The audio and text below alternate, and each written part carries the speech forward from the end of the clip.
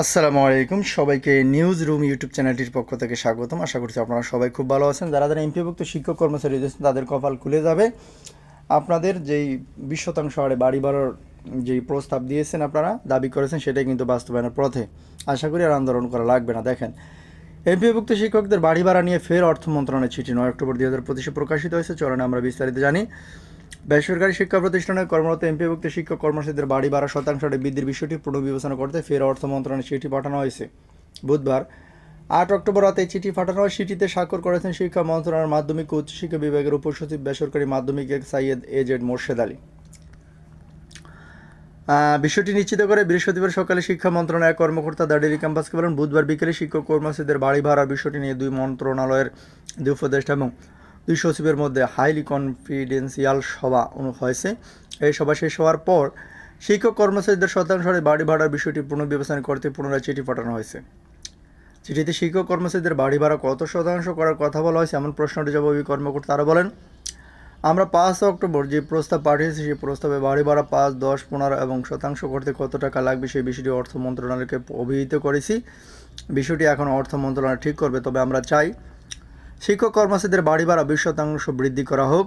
তাদের দাবির সাথে আমরা একমত। খুব দ্রুত সময়ের মধ্যে শতাংশ হারে বাড়ির পরিপত্র জারি করার জন্য অর্থ মন্ত্রণালয়কে অনুরোধ করা হয়েছে। আশা করছি আগামী সপ্তাহের মধ্যে এই সংক্রান্ত পরিপত্র জারি হবে।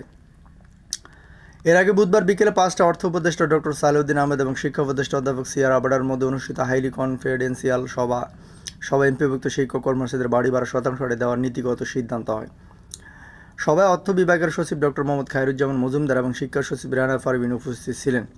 সবার বিষয়ে জানতে চাইলে শিক্ষা মন্ত্রণালয়ের উচ্চ পর্যায়ের এক কর্মকর্তা দাডেলি ক্যাম্পাসকে বলেন, শিক্ষা মন্ত্রণালয় থেকে শিক্ষক কর্মচারীদের বাড়ি ভাড়া শতাংশ হারে বৃদ্ধি করতে একটি প্রস্তাব পাঠানো হয়েছে। সেই প্রস্তাবের সর্বোচ্চটুকু যেন শিক্ষক কর্মচারীরা পান, শিক্ষা উপদেষ্টা সে অনুরোধ করেছেন। বাড়ি ভাড়া কত শতাংশ হবে সে বিষয়ে কোনো সিদ্ধান্ত হয়নি। তবে শিক্ষকদের বেতন কম, তাদের বাড়ি ভাড়াও কম। শিক্ষকদের বাড়ি ভাড়া বৃদ্ধি করা দরকার বলে শিক্ষা উপদেষ্টা মতামত দিয়েছেন।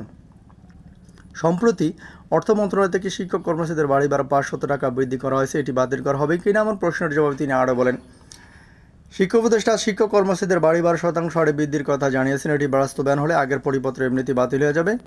এদিকে বেসরকারি শিক্ষা প্রতিষ্ঠানে কর্মরত এমপিভুক্ত শিক্ষক কর্মচারীদের বাড়ি ভাড়া মূল বেতনের 20% করার দাবিতে আগামী 12 অক্টোবর থেকে যাতে প্রেস ক্লাবের সামনে লাগাতার অবস্থানে কর্মসূচি পালন করবে যে এমপিভুক্ত শিক্ষা জাতীয়করণ প্রত্যাশিত জোটের ব্যানারে মাদ্রাসা এবং কারিগরি বিভিন্ন সংগঠন যুক্ত হবেন। 12 অক্টোবর ঢাকা কয়েক লাখ শিক্ষকদের সমাগম ঘটানোর পরিকল্পনা হাতে নিয়েছে শিক্ষক নেতারা। জানতে চাইলে এমপিভুক্ত শিক্ষা জাতীয়করণ প্রত্যাশী জোটের সদস্য সচিব অধ্যক্ষ দেলোয়ার হোসেন আজিজি বলেন, আমরা সরকারকে 10 অক্টোবর পর্যন্ত আলটিমেটাম দিয়েছি। তো আশা করি বুঝতে পেরেছেন। আপনাদের প্রতি শুভকামনা থাকবে। আসসালামু আলাইকুম।